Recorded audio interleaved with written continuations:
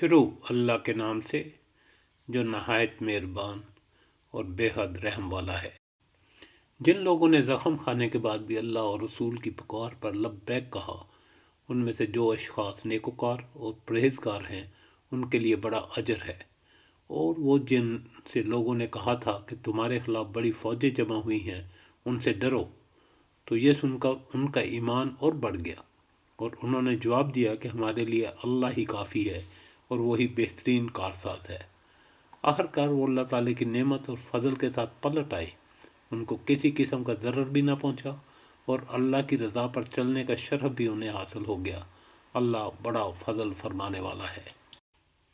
اب تمہیں معلوم ہو گیا کہ وہ دراصل شیطان تھا جو اپنے دوستوں سے خواہ خواہ ڈرا رہا تھا، لہذا آئندہ تم انسانوں سے نہ ڈرنا، مجھ سے ڈرنا اگر تم حقیقت میں صاحب ایمان ہو۔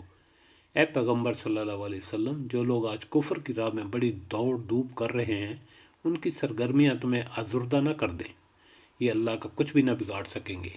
اللہ کا ارادہ یہ ہے کہ ان کے لیے آخرت میں کوئی حصہ نہ رکھے اور بالآخر ان کو سخت سزا ملنے والی ہے۔